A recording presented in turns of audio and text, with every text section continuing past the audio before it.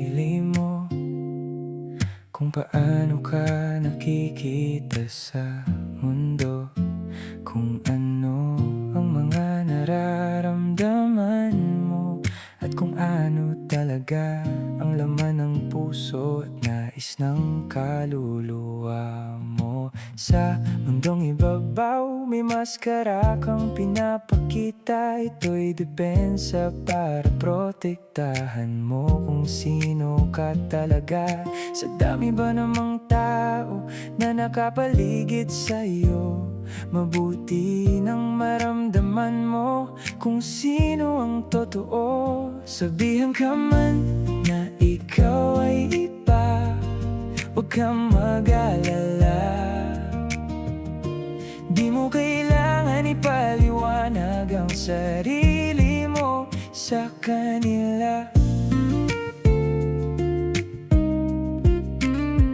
Hanggat kilala mo ang sarili mo, mahahanap mo ang tunay na kapayapaan sa iyong puso.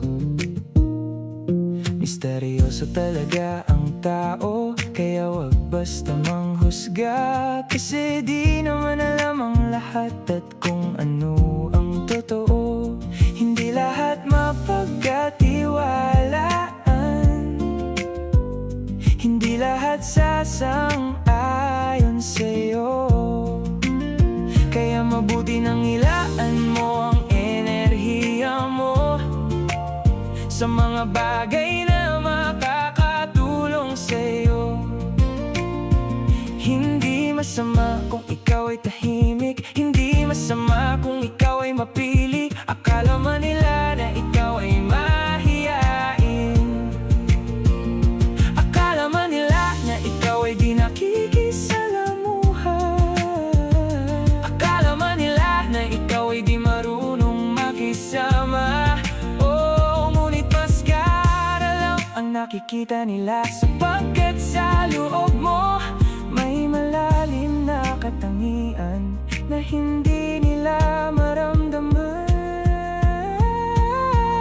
Sabihan ka man na ikaw ay iba, huwag kang mag-alala. Di mo kailangan ipaliwanag ang sarili mo sa kanila.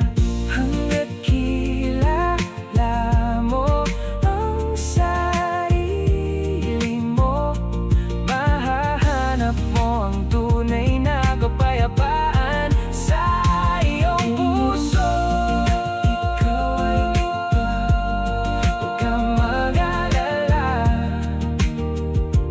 Di mo kailangan ipaliwanag ang sarili mo sa kanila.